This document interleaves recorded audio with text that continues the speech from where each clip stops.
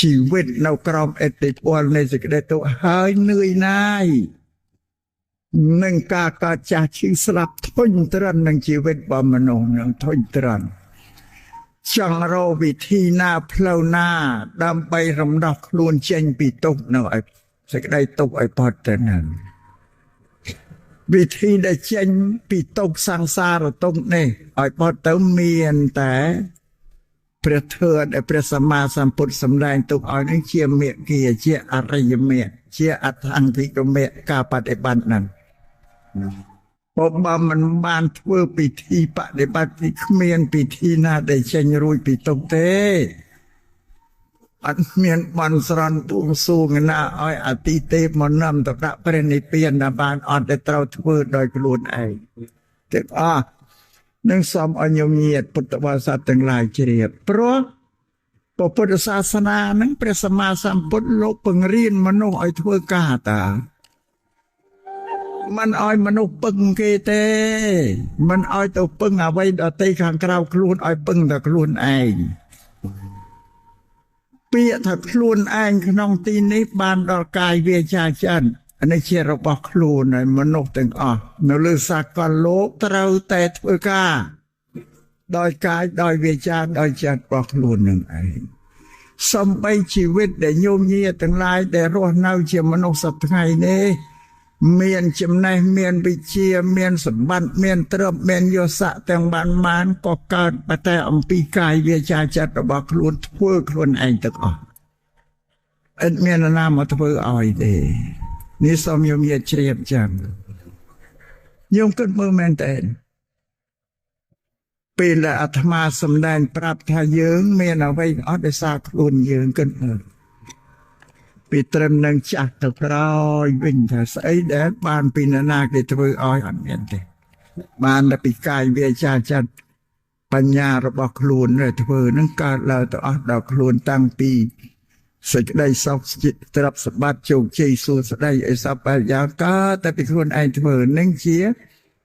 ពុទ្ធសាសនាដែលព្រះសម្មាសម្ពុទ្ធទ្រង់សម្ដែងនោះក្នុង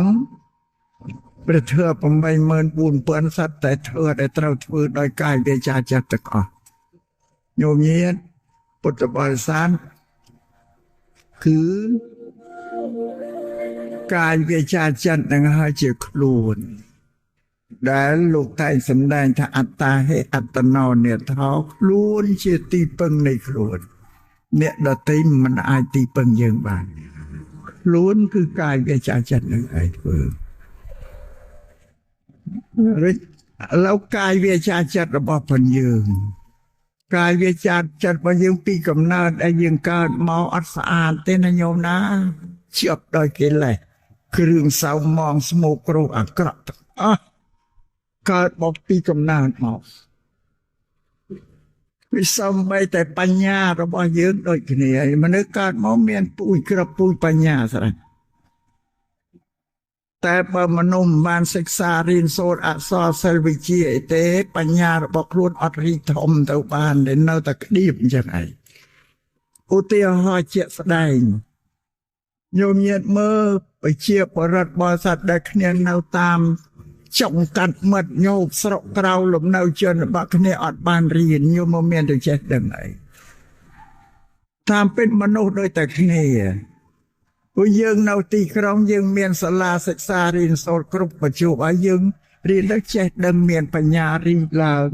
យើងធ្វើកិច្ចការអ្វីបានទាំងអស់ដោយសារបញ្ញា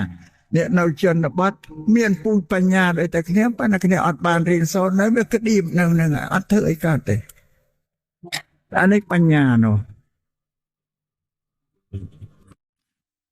ការយល់ខុសនេះបាបយ៉ាងក្រៃលែងសម្រាប់ពុទ្ធសាសនាបាបជាងអីទៀតផង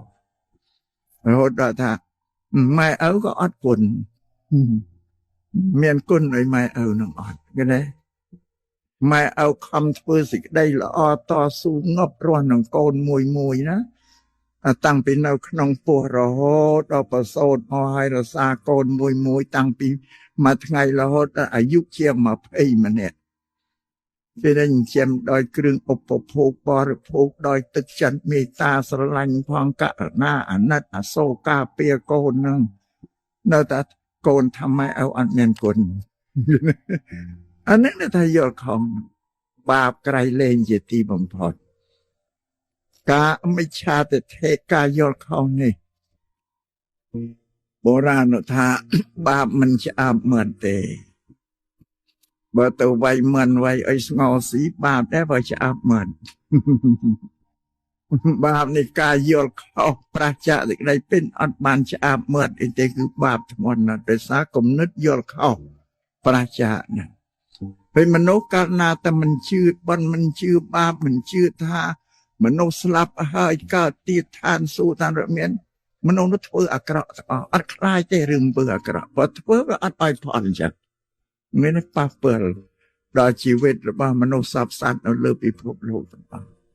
ๆนั่นการนาบอกบานสลับเธอติสนาให้ปมบัติกายโยนคอน้องเอาโยนเตาหลังเป็นเตรมเตาตัวตามสักได้เป็นพอสลับทัวเต้าโยนอานิสังที่ปรามการนาโยมเยียดสดับโยลหายังตึกจัดระบโยมเยียดกรุบเนียนั้นอ้อยเมียนจุมนื้อสเทเจตลาขนมพระพุทธศาสนาหนึ่งกันแต่คลังคลาแล้วไปสากาสดับทวเทศนาหนึ่งเจตลาต้องย้อนเมียนปัญญายอดข้อยอดเตาดังอักระละอตั้งอ้อก็ตึกจัดนุ่มเมียนสเทเจตลาเมียนสเทเจตลาธนะโยมเยียดพุทธบริษัทนั่นแกหาวถาจัดเชียกรรมาวิจอกสอจัดการนาสดับไปจัดนุเวกาสิกได้เชียทลาเชียโกสอลพอจอมทบือสิกได้ละออนแล้วนะเมียนกาใจเตียนเมียนกาซาเซลเมียนสิกได้อนัตอโศดอชีวิต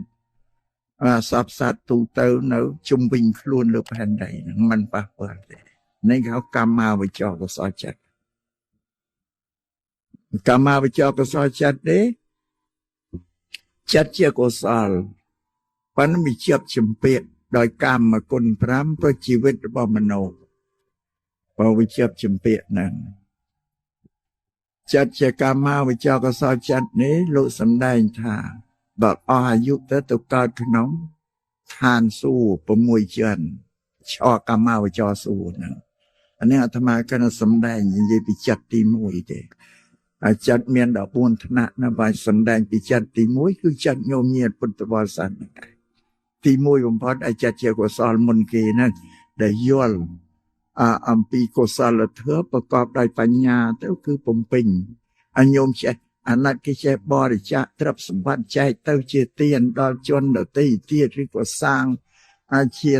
สลาเรียนเชียมันตีเปเชียสเพลาเชียทนอลเชียสเปียนสัตกรรมาวิจารก็สอนจัดเองบ้านเลี้ยตรับอยู่ตัวเพื่อบ้านนั้นหนึ่งสามโยมเยียดพุทธบริษัททั้งหลายนั่งเฉลียมอานิสงส์ในการได้บ้านบริจาคเตียนเชียลาโดยจะเรียนในอานิสงส์ขับจงกรอยเต้าโยมเยียดเรียกบางโลกเต้ากันโลกของมุกตบานกันตัวสุกติขนมทานสูตรหนึ่งเชียร์พอลขนมพระพุทธศาสนานั้นพุทธศาสนาเราถ้าอาศัยการแสบกุมอันมาแสบกุมหนึ่งตระโกลสับบระก็บานตระลับวิลคลูนได้เชียอาสับบระน้องอ้อยเต้าเชียสับบระนั่งที่ได้เปียแต่สับบระเชียเปียสับไหลแปรเชียขมายแต่เนี่ยได้สงบปูสับบระคือปูเนี่ยได้สงบสงบแต่สงบกายสงบเวชาสงบจิตตอนนี้ได้มันสงบหนึ่งแต่อาสับบระน้องบ้านมาแสบกุมหนึ่งสับบระก็พลักโดเต้าจีเนสงบหนึ่งบานพระสัมมาสัมพุทธอุตรองสำแดงจากกิริยาได้แสบกุมคือหมอรูปรูมปอสัมมากุมเชื่อมวยหนึ่งคเนตัวแสบกุมหนึ่งสับบระเราไม่บานตัวเธอระบาสับบระแสบกุมหนึ่งอาสับบระหนึ่งบ้านตัวเธอระบาสับบระนั้นบานกิริยาได้แสบกุมนี้คือเชียทอมมาพัดเชียจมบองสำหรับสังคมมนุษย์หรือสากลโลกเองบานพระสัมมาสัมพุทธสำแดงขนมเมนกัวลโซในอาเซวันนี้จะเปลี่ยนเรียนนังถ้ากิริยาเป็นแสบกุมหนึ่งชวนเปลี่ยนนังอาสับบระนังเชียมงกุลดาวประสาทแต่ขณะยังตัวแสบกุมหนึ่งปูอาสับบระ ឧបិนั้นដែលនាំយើងទៅធ្វើកុសលและនាំយើងទៅប្រព្រឹត្តអំពើអកុសលហ្នឹងឯងវាអំពើអកុសលហ្នឹងវាជាទីអត្រេកអររបស់ពួកអសប្បុរសហ្នឹងឯងតែស៊ីប៉ោឡែរំច្រៀងទៅអីសពបែបស្អាតហ្នឹងពួកអសប្បុរសគឺចូលចិត្តចឹងដល់ពួកសប្បុរសលោកមិនចូលចិត្តទេវាអំពើស៊ីប៉ោឡែរំច្រៀងអាហ្នឹងគេថាវាអត់ស្ងប់ធ្វើចិត្តធ្វើកាយវាចាចិត្តមនុស្សរបស់នោះឲ្យមានកិលេសនៅសម្ផលគ្រោតគ្រាតឡើងបងនេះសម្រាប់ទៅសាគុំនឹងអសប្បុរសតែសាគុំនឹងសប្បុរសលោកណាំបញ្យល់ឲ្យបុគ្គលនឹងស្ដាប់ទទួលយកបានទៅក៏អប់រំកាយវាចាចិត្តយើងខ្លួនឲ្យបានទៅជាអ្នកស្ងប់គេហៅថាអសប្បុរសហៅថាសប្បុរសនឹងសំញញាតជ្រាបដូចជាញោមញាតពុទ្ធបរិស័ទដែលបានមកប្រជុំគ្នាក្នុងទីនេះណាការសន្និបាតមកប្រជុំទីនេះសត្វតែជាពួកសប្បុរសហើយទោះបីជាមិនប្រាប់ក៏យើងសង្កេតមើលទៅឃើញព្រោះពួកអសប្បុរសអត់បានចូលមកកាន់ទីប្រជុំនឹងបានមិនជ្រះថ្លាមិនចូលចិត្តទេត្រាប់ញោមញាតពុទ្ធបរិស័ទដែលជាសប្បុរសនឹងឬសប្បុរសផ្លងគ្នាប្រកោកប្រកាសអំពីកិច្ចការងារដែលល្អមានកុសលកម្មជាដើមលឺហើយក៏ជ្រះថ្លាមកប្រជុំគ្នាព្រមព្រៀងគ្នានេះបានការប្រជុំគ្នានេះគឺសត្វតែសប្បុរសហើយដោយសារខ្សែគប់នឹងសប្បុរសនឹងឯងនឹងសោអញ្ញញាតពុទ្ធបរិស័ទទាំងឡាយជ្រាបដោយក្នុងឱកាសនេះឯដំបានមានភាសាជំរាបដល់ញោមញាតហើយអំពីការកសាងស្ថានីយវិទ្យុផ្សាយសម្លេងពុទ្ធសាសនានេះវិទ្យុដែលយើងកសាងនេះគឺជាវិទ្យុដែលតាយអំពីពុទ្ធសាសនាដោយសតតែម្ដងអត់មានអីខុសពីនឹងទៅលាច្រឡំទេនេះសំជំរាបប្រវិទ្យុដែលផ្សាយមួយសតតែមានលក្ខន្តិកៈច្បាប់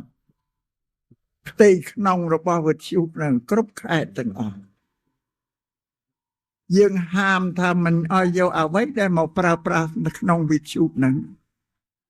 លក្ខន្តិកៈនឹងទី1ហាមផ្សាយពាណិជ្ជកម្មអត់មានឲ្យយកមកផ្សាយទេក្នុងទី2ហាមមិនឲ្យនិយាយអ្វីដែលប៉ះពាល់ដល់ស្ថាប័នព្រះមហាក្សត្រទី3ហាមមិនឲ្យពូលនិយាយស្ដីអីដែលប៉ះពាល់ដល់រាជរដ្ឋាភិបាលមានប្រមុខរាជរដ្ឋាភិបាលជាដើមហ្នឹងទី4ហាមមិនឲ្យបំរើបកនយោបាយមិនឲ្យបកនយោបាយណាមកយកវិទ្យុនោះផ្សព្វផ្សាយបរោសំឡេងអានេះជាលក្ខន្តិកៈដែលយើងហាមគឺផ្សាយតែពីសំឡេងពុទ្ធសាសនារសជាតិរបស់ប្រទេសដោយសពតែម្ដងនេះលក្ខន្តិកៈត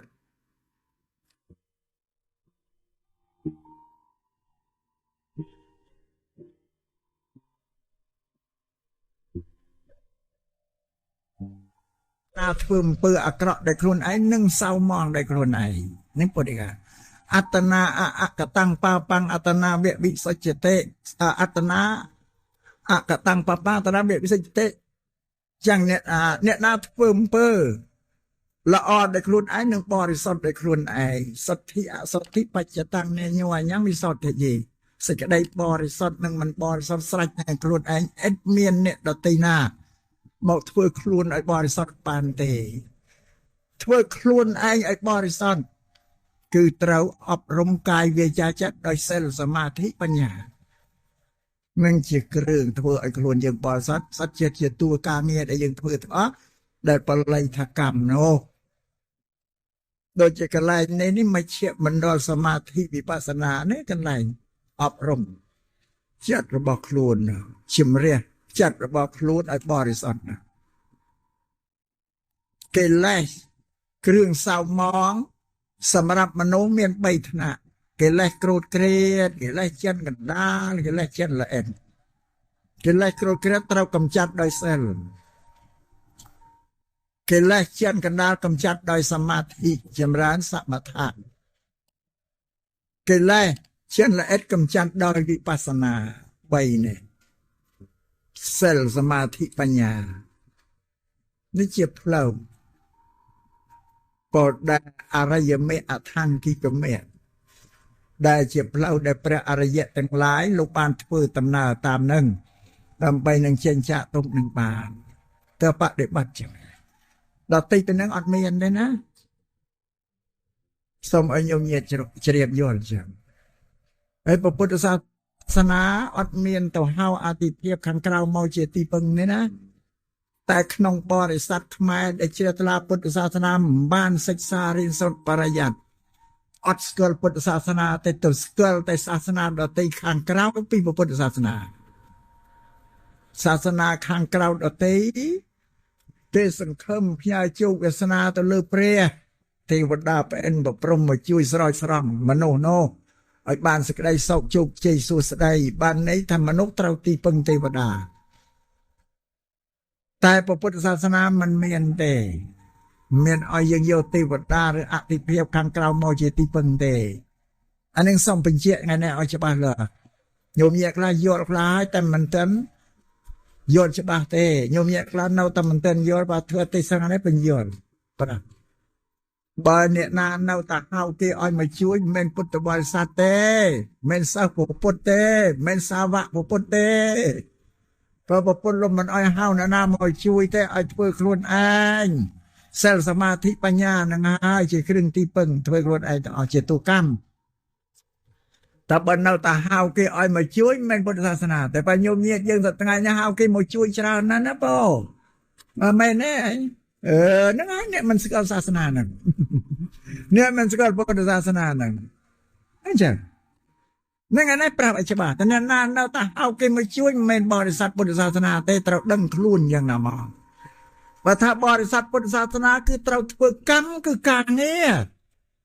ពាក្យបល័យថាកម្មប្រែជាខ្មែរថាអំពើដែលយើងធ្វើហ្នឹងកាយកម្មវិច័យកម្មមនោកម្មបល័យទាំងអស់កាយកម្មធ្វើការដោយកាយវិច័យកម្មធ្វើដោយសម្ដីមនោកម្មធ្វើដោយចិត្តមានប៉ុណ្ណឹងឯពុទ្ធសាសនាតែដល់ទីពីហ្នឹងមិនមែនពុទ្ធសាសនាទេខ្ញុំសូមបញ្ជាក់ចឹង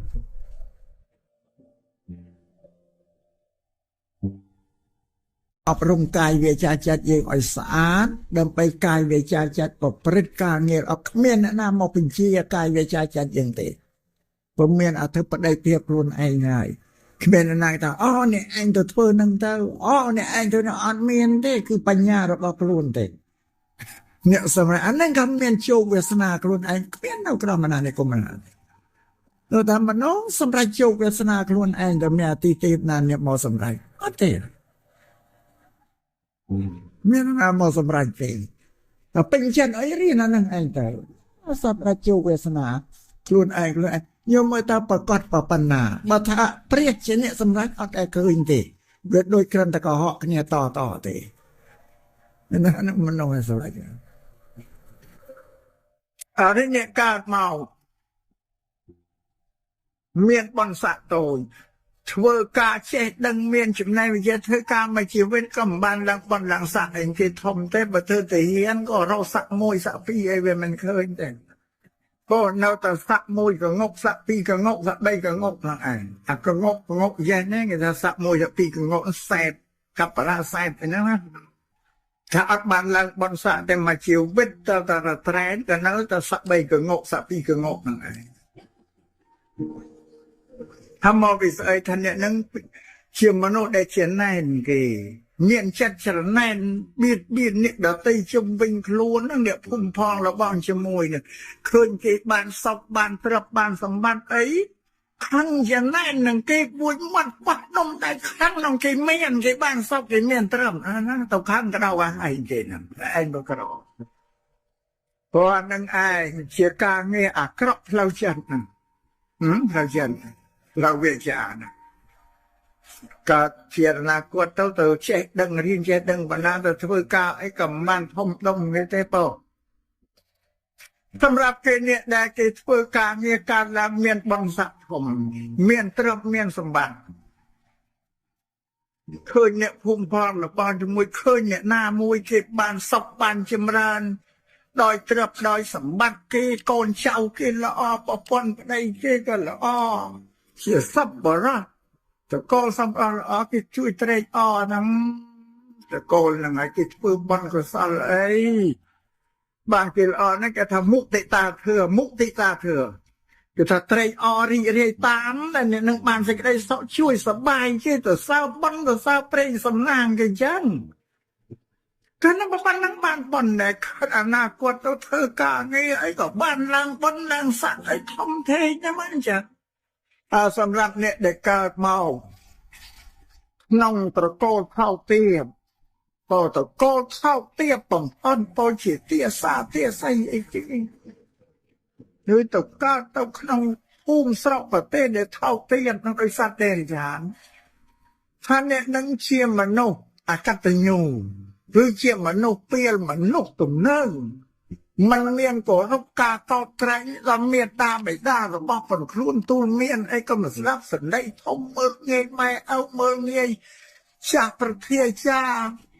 សមណៈព្រាមព្រឹទ្ធបណ្ឌិតអីទាំងអស់ពោគឺមិនកោតក្រែងមិនគោរពអាណាទៅជាងងជាងាងមើលងាយទាំងចាស់ប្រធាចាច្បាស់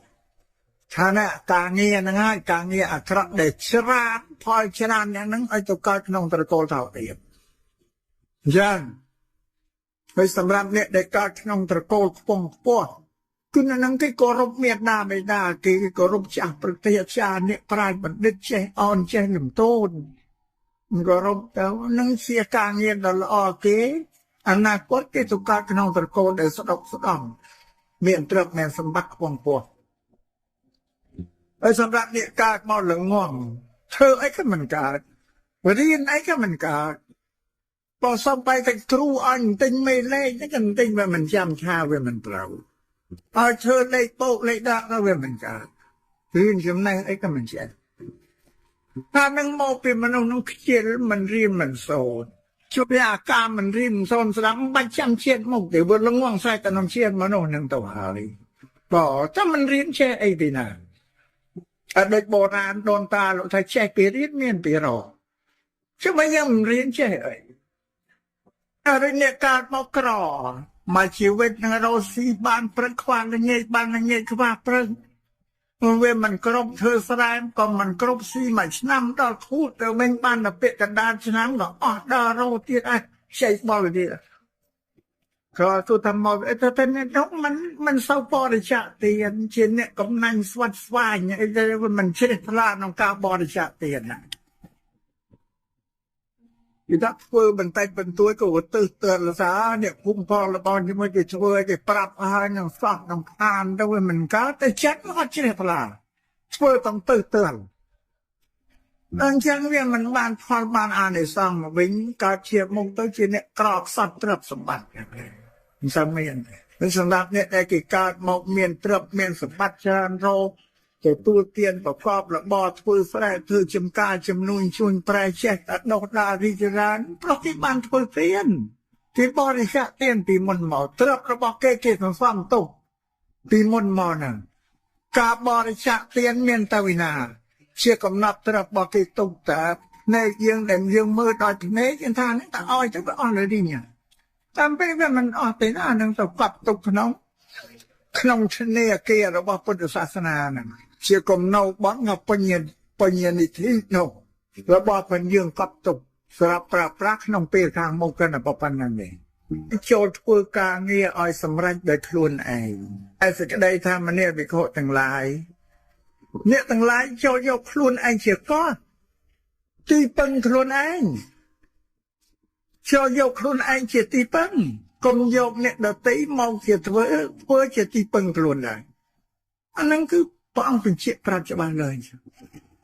ตีปังคลุนเยอะไอ้ตีปังเลือกายไปจ่าจัดการเงี้ยได้ยังเสมอนะตีปังคลุนไอ้เนี่ย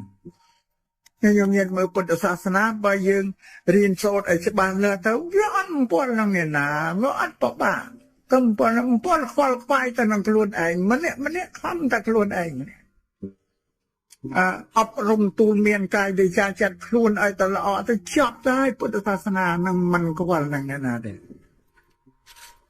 តាមពិតទៅនៅនាលអ្នកស្ដាប់ទាំងអស់មិននឹងជាអ្នកស្ដាប់នឹងគេទទួលយកបានឬមិនបានបើថាអ្នកស្ដាប់ទទួលយកបានក៏ជាការល្អមានផលមានប្រយោជន៍សម្រាប់ខ្លួនឯងតែបើអ្នកដែលស្ដាប់នឹងទទួលមិនបានស្ដាប់មិនយល់យកទៅវាមិនបានបដិបត្តិវាមិនបានក៏ជារឿងរបស់អ្នកស្ដាប់ទេគ្រាន់តែជួយសង្គ្រោះដល់គ្នានឹងគ្នាដូចជាព្រះសម្មាសម្ពុទ្ធជាបរមគ្រូនៃយើងទាំងឡាយគ្រប់គ្នាក្តីព្រះអង្គត្រាស់ដឹងជាព្រះសម្មាសម្ពុទ្ធសម្មាសម្ពោធិញ្ញាណហើយព្រះអង្គសម្ដែងធ្វើទេសនាទូលមានពុទ្ធបរិស័ទអស់រយៈកាល45ឆ្នាំព្រះអង្គមានបានប្រសាទឯណាបានទាំងអស់បានប្រសាទដែលមានឧបនិស្ស័យបច្ច័យដែលទាក់ទងនឹងគ្នាប្រាថ្នាជួបនឹងព្រះអង្គសម្រាប់សត្វដទៃគឺដែលគ្មាននិស្ស័យមានទៅស្ដាប់បានមានទៅយល់មានទៅជឿឯណាអត់ទេព្រោះអញ្ចឹងព្រះសម្មាសម្ពុទ្ធព្រះអង្គក៏មានពិធីអីទៅធ្វើអ្នកនឹងដែរអ្នកនឹងគេជឿតាមព្រះអង្គក៏វាអត់មានបានជាសាសនាធ្វើពាក្យទូលមានព្រានបដៅរបស់ព្រះអង្គថាឲ្យម្នាក់ខំតែខ្លួនឯងហ្នឹងឯង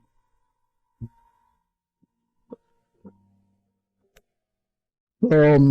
នមស្ការព្រះចិនស្រីដ៏បរិសុទ្ធដែលផ្ដល់នៅសេចក្តីបរិសុទ្ធដល់ជនមិនបរិសុទ្ធទាំងឡាយផងចំពោះព្រះធម៌ផងចំពោះព្រះសង្ឃផងដោយសិរសាគឺត្បូងអស់កាលមិនដាច់សូមប្រគេនពរចំពោះបទិរានុធិរៈគ្រប់រូបទាំងឡាយដែលមានព្រះសិរីបញ្ញោសែនថេនព្រះគ្រូចៅអធិការវត្តខ្មែរបែលបូននិងចម្រើនពរលោកអាចារ្យគណៈកម្មការញោមញាតពុទ្ធបរិស័ទជាទាយុទាយិកាបាសកឧបាសិកាទាំងឡាយគ្រប់ព្រះអង្គនិងគ្រប់រូបក្នុងឱកាសនេះក្នុងថ្ងៃនេះ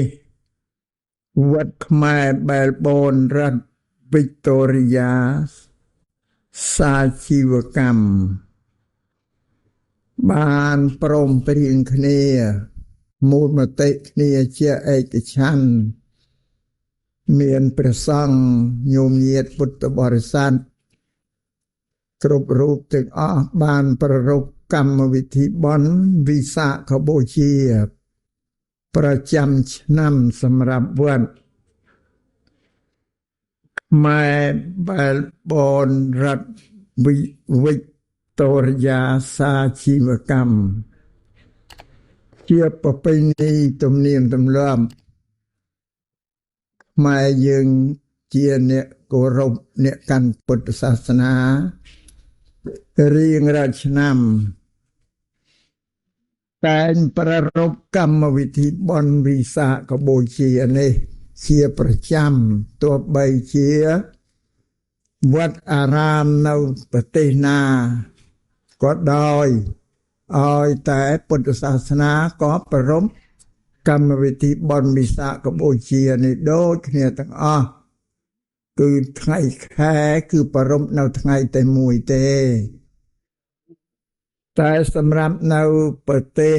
ដទៃនានាដូចជាប្រទេសអូស្ត្រាលីឬក៏ប្រទេសសហរដ្ឋអាមេរិកនៅបារាំងជាដើមញោមញាតពុទ្ធបរិស័ទដែលរស់នៅក្នុងប្រទេសនានានោះប្រារព្ធកម្មវិធីបុណ្យប្រពៃណីក្នុងពុទ្ធសាសនានឹងមិនសូវបានប្រារព្ធចំថ្ងៃដែលបានកំណត់ទេដោយសារពេលវេលាច្បាប់ពន្លឺប្រស្រកគេហ្នឹងវាមិនដូចជាប្រទេសកម្ពុជាយើងដែលកាន់ពុទ្ធសាសនាទូទៅនោះដោយក្នុងថ្ងៃនេះនៅកន្លែងនេះប្រារព្ធកម្មវិធីបុណ្យវិសាខបូជានេះក្រោយ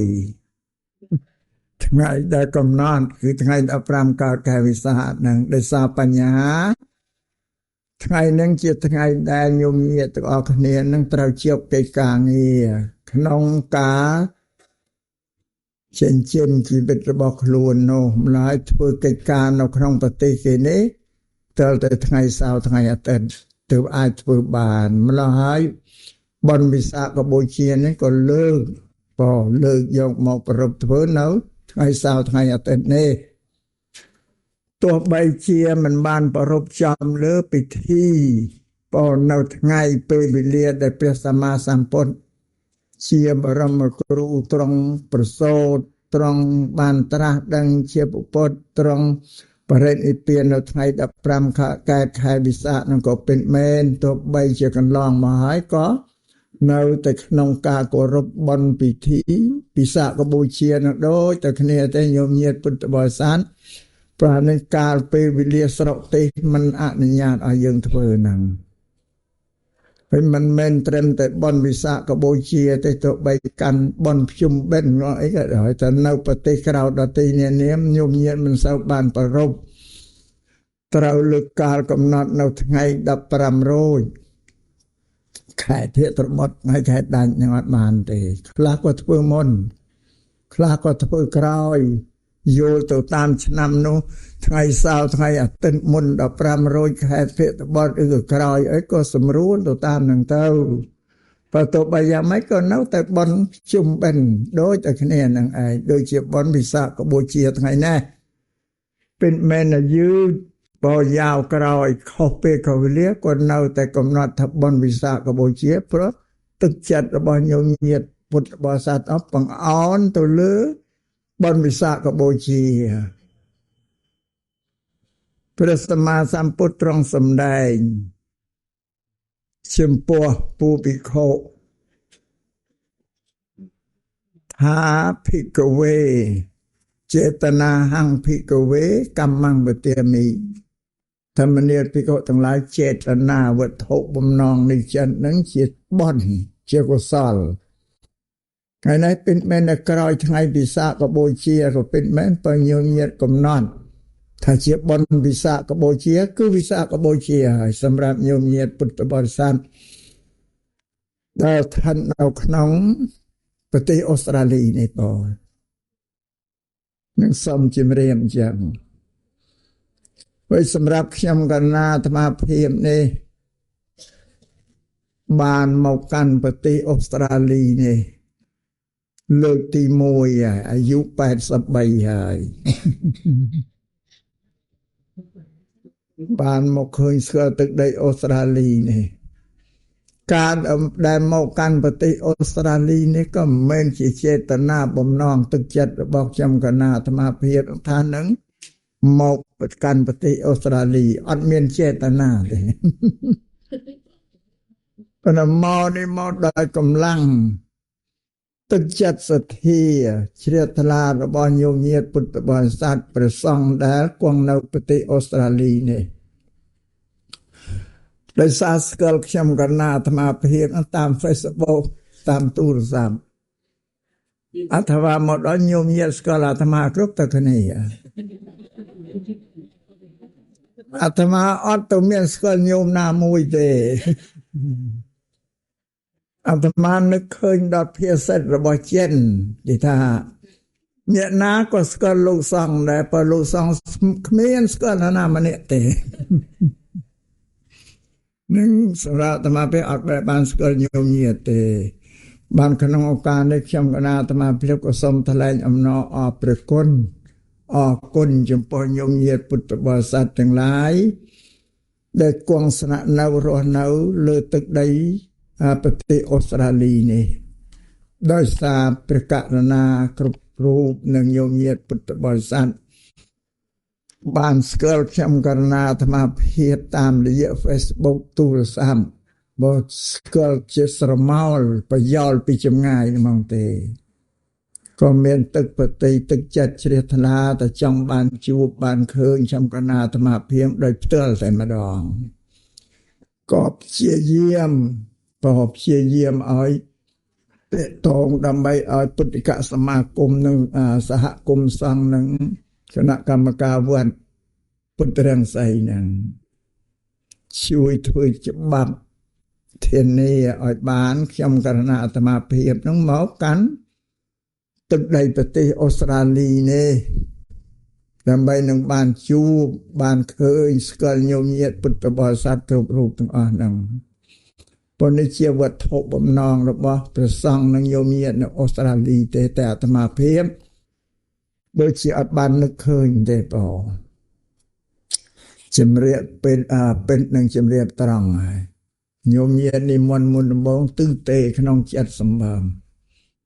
អត់ចង់មកទេជំរាបត្រង់ហើយណាដែលអាត្មាថាមិនចង់មកតែញោមត្រងល់ចិត្តអន់ចិត្តថងឯងមិនចង់មក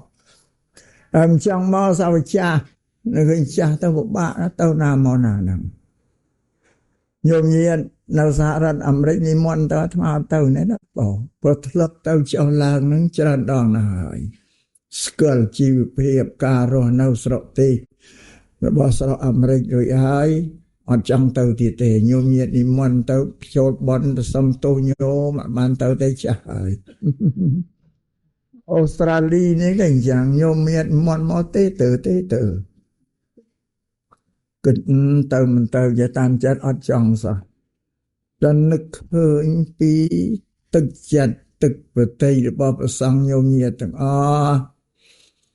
ថាចង់ស្គាល់ចង់បានជួបមកនឹងខំតស៊ូព្យាយាមប្រកាសដែលមកពីប្រទេសកម្ពុជាមកអូស្ត្រាលីមិនមែនជាការងារទេមានច្បាប់ទម្លាប់ស្រុកទីនឹងតាំងតែងជាទីបំផុតបើសិនណាយើងបានធ្វើច្បាប់ឲ្យស្របតាមច្បាប់ប្រទេសទេអត់បានមកទេពេលដែលសុំនឹងក៏យូរដែរបងច្រើនខែដែរច្បាប់ទាំងนั้นបានមកនោះនេះនឹកឃើញទឹកចិត្តរបស់ញោមញាតិពុទ្ធបរិស័ទដល់បានហើយបើចឹងតស៊ូចុះកុំឲ្យញោមញាតិនោះខកបំណងទឹកចិត្តហ្នឹងញាតិអាត្មាក៏សូមថ្លែងអំណរអរគុណចំពោះព្រះសង្ឃញោមញាតិពុទ្ធបរិស័ទដែលបើគុំតែងព្រះករុណាព្រះសង្ឃនិងញោមញាតិទាំងអស់មានសទ្ធាជ្រះថ្លាចង់ជួបចង់ឃើញក្នុងកណាអាត្មាភាពនិងខ្ញុំកណាអាត្មាភាពក៏អភ័ព្វដែលមកជាតិនេះអត់បានមកឃើញទឹកដីអូស្ត្រាលីទេតែបានមកជួបនឹងញោមញាតិនៅអូស្ត្រាលីនឹងដែរប្រកាសជាអភ័ព្វអាសាបងមកជាតិហើយអត់បានជួបឆ្លមុខគ្នានោះអូយ៉ានឹងសូមរៀបរាប់ខាងដើមក៏ប្រគេននឹងជម្រាបជូនញោមញាតិពុទ្ធបរិស័ទនោះក៏គាត់ជួនថ្ងៃនេះទៀតក៏ព្រះគ្រូចៅអធិការនិងញោមញាតិទាំងអស់ហ្នឹងក៏បាននិមន្តមកទទួលផាត់នៅក្នុងវត្តនេះហើយក៏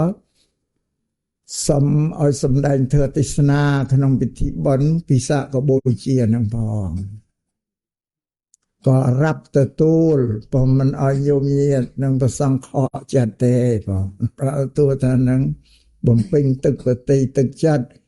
របស់ព្រះគ្រូចៅអធិការប្រសង្ឃនិងញោមញាតិគ្រប់គ្នាទាំងអស់នៅក្នុងការនិមន្តមកសម្ដែងធម៌ទេសនានេះ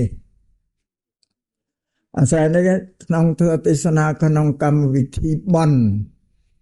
ពិសាខបូជានេះក៏អត់បានសម្ដែងពីពិសាខបូជាទេក៏សូមលើករឿងមួយពោលដែលយកមកសម្ដែងរៀបរាប់អធិប្បាយអភិប្រាយប្រគេននឹងជំរាបជូនព្រះសង្ឃនិងញោមញាតិទាំងអស់ឲ្យជ្រាប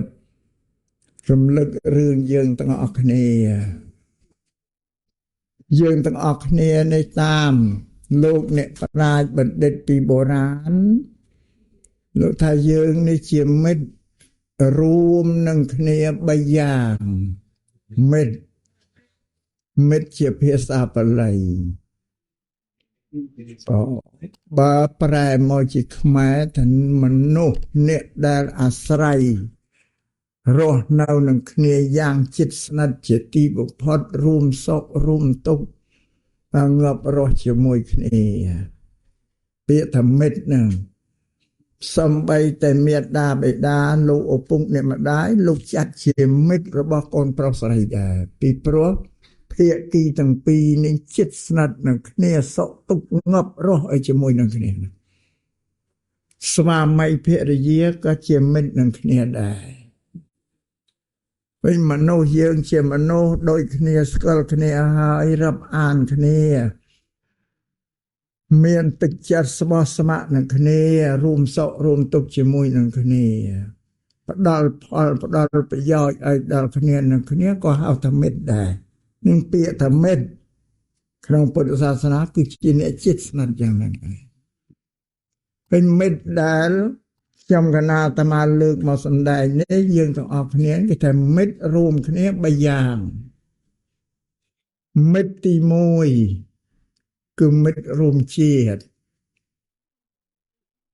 គឺយើងទាំងអស់គ្នានឹងជាតិជាមនុស្សដូចគ្នាព្រោះមនុស្សស្មើគ្នាទាំងអស់នោះ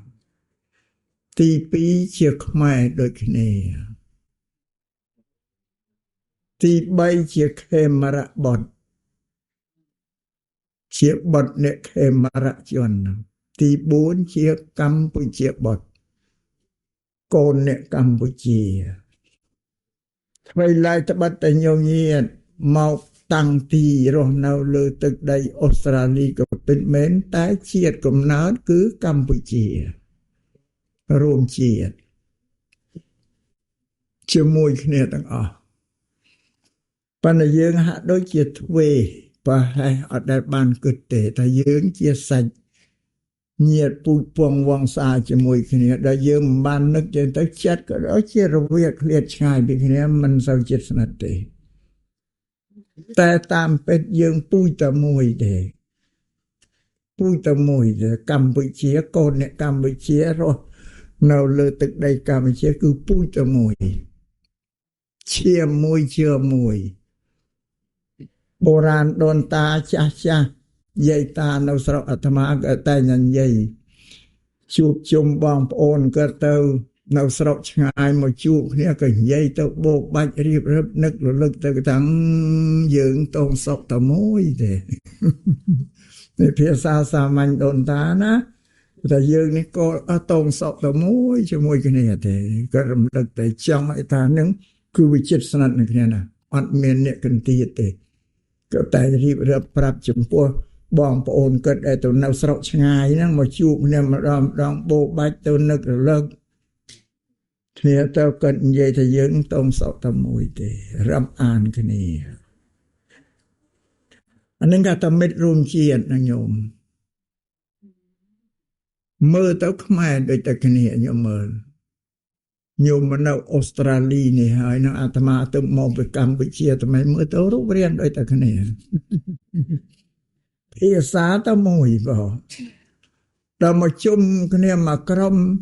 មកសមាគមខ្មែរយើងទៅវាភ្លេចគិតថាតំណែងទឹកដីអូស្ត្រាលីព្រោះស្មើនៅស្រុកខ្មែរ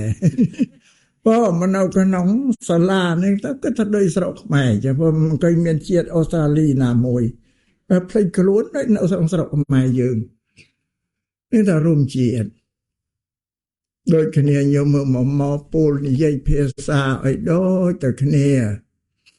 មកហូបអាហារនឹងញោមប្រគេនផិតព្រឹកមិញនេះមកហូបឡើងបបោហូហ៊ីអត់មើលទៅមកហូបខ្មែរតែទាំងអស់ហ្នឹងឯងបាទនេះវារួមនេះមានអីប្លែកគ្នានេះគេហៅថាមិត្តរួមជាតិហ្នឹងអញ្ចឹងបើដល់យើងមិនបានគិតទៅចិត្តវាឃ្លាតក្រៀកចេញពីគ្នាបើយើងគិតឈាមជឿរបស់អញពូជអញតែមួយបើយូរទៅនោមនៅលើទឹកដីយើងយូរទៅវាចេះតែរីករាយចម្រើនមនុស្សនឹងរីកចម្រើនច្រើនទៅវាចេះតែទៅចែកគ្នានៅពេញស្រុកពេញខេត្តនៅទៅទឹកដីកម្ពុជាណា25ខេត្តក្រុងសិតតែឈាមយើងពូជយើងទាំងអស់បើចាស់បុរាណគេថាអើយខ្មោចមេបានៅតែធ្វើត្រូវដូចតែគ្នាអញ្ចឹងបើខុសខ្មោចមេបាខ្មោចធ្វើចុកពោះដូចតែគ្នាពូជពងជាមួយគ្នាហ្នឹងតំណាងហៅថាមិត្តរួមជាតិដែលអាត្មាលើកឡើងបោកបាច់រៀបរាប់ចង់ឲ្យញោមញាតរាប់អានស្រឡាញ់គ្នាចិត្តស្នាតតែបងប្អូនយើងទេណាញោមណា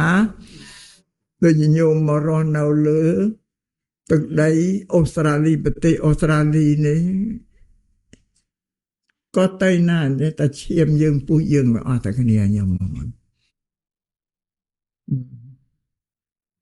មានកិច្ចតរៈអីក៏យើងជួយគ្នាទៅវិញទៅមកតែឃើញគ្នាស្រឡាញ់គ្នារាប់អានគ្នា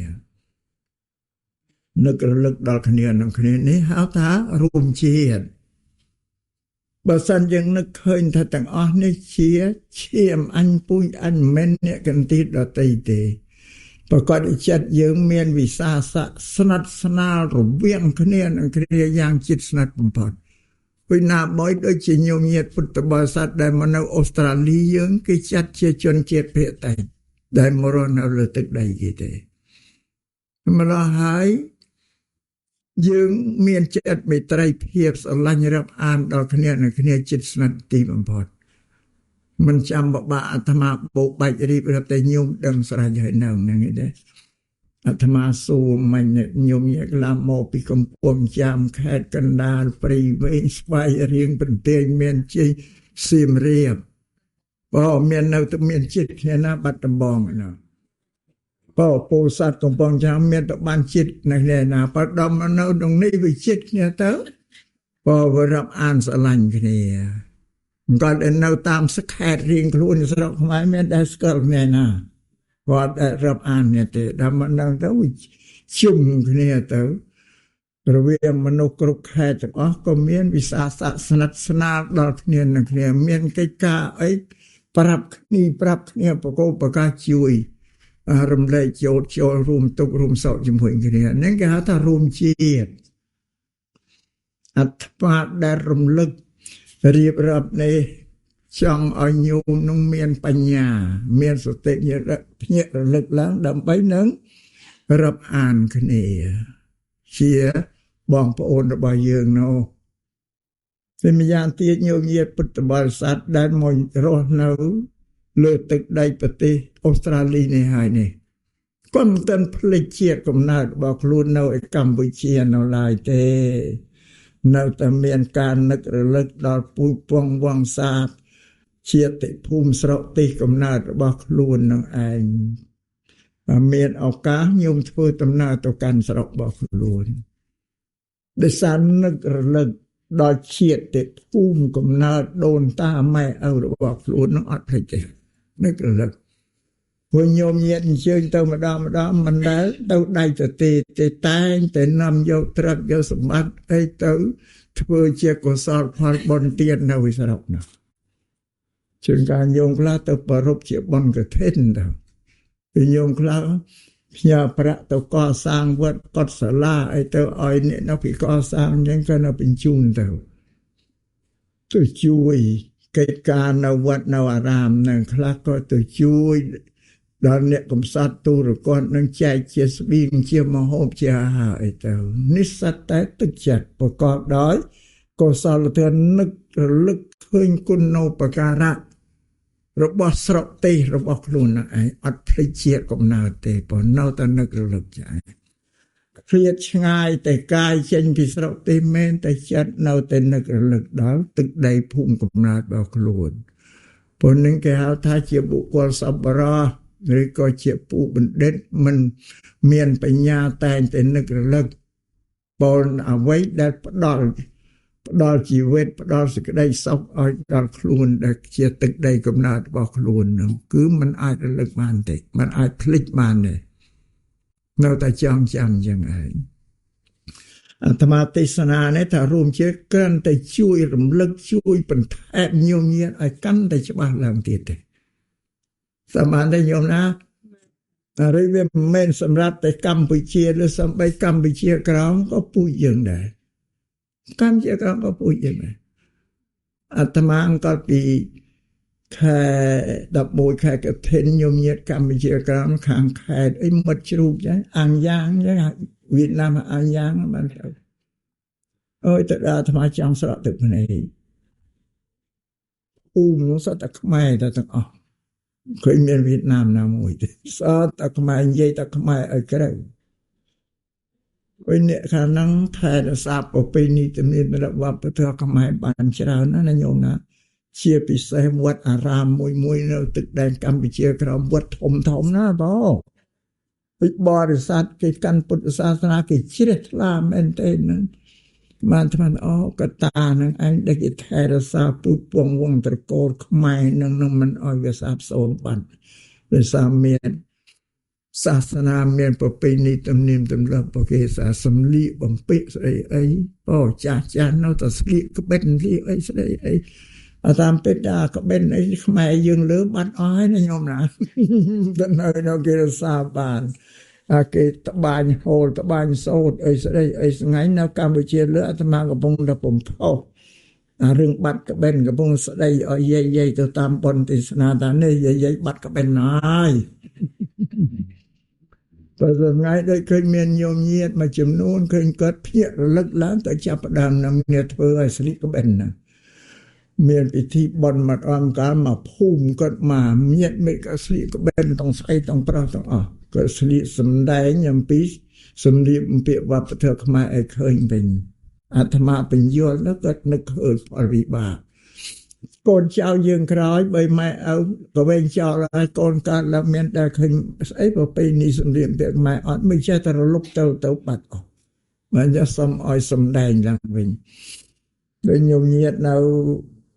ប្រទេសអាមេរិកនៅបារាំងនៅអូស្ត្រាលីតែឃើញពិធីបុណ្យប្រពៃណីជាតិតែឃើញតែស្លៀកសម្លៀកបំពាក់ជាខ្មែរមកប្រពៃកម្មវិធីបុណ្យជុំបិណ្ឌជាមួយណាអាត្មាសង្កេតមកឃើញអញ្ចឹងអានឹងក៏មួយដែរសំឲ្យញោមញាតnamនេះថែរក្សាប្រពៃណីវប្បធម៌របស់យើងក្នុងដែលមានពិធីអីធំយើងស្លៀកទៅមកដើម្បីបង្ហាញដល់បរទេសនៅអូស្ត្រាលីបើឲ្យឃើញណានេះសម្លៀកបំពាក់វប្បធម៌ប្រពៃណីរបស់ខ្មែរគេស្លៀកយ៉ាងនេះយើងសម្ដែងឲ្យឃើញចា៎ព្រោះក្នុងជាតិមួយនៅលើសកលលោកនេះមានភាសាមានអក្សរសាស្ត្រមានសិល្បៈមានវប្បធម៌មានភ្លេងដូតន្ត្រីសម្លៀកវាអស់ជាអលង្ការរបស់ជាតិជាគ្រឿងលម្អរបស់ជាតិយើងតែកាលណាបាត់អានោះអស់ហើយនឹងស្អីទេវារលាយជាតិរលាយអីស្ទើរតែទាំងអស់ហ្នឹងឯងបាទសក្ខីភាពជាស្ដែងគឺវានៅលើសិល្បៈវប្បធម៌ទំនៀមទម្លាប់ភាសាអីទាំងអស់ជាអលង្ការដែលតាក់តែងយើងឲ្យគេស្គាល់ថាយើងជាជាតិអីហ្នឹងនឹងសូមជំរាបចាំដែលទាំងអស់គ្នានឹងជាមិត្តរួមជាតិណាញោមណាអាត្មាទៀមទាមួយពីញោមញាតទាំងអស់គ្នាបោបាច់រៀបរាប់នេះចង់ទៀមទាយកចំណេញអីហ៎ចាចំណេញទៀមទាពីញោមкогдаបើញោមរាប់អានស្រឡាញ់លោកគ្រូចៅអធិការវត្តនេះប៉ុណ្ណាឲ្យរាប់អានស្រឡាញ់អាត្មាប៉ុណ្ណឹងដែរញោមណាឬបើអាចស្រឡាញ់ឲ្យបានធំច្រើនជាងលោកក៏រត់តែល្អដែរតែណាបាត់ហើយបាទតាមស្រួលលោកគ្រូចៅអធិការនេះតូចប្រតិតែមើលអញឲ្យមកលេមកគីកោញោមឲ្យស្រឡាញ់បានអីដែរ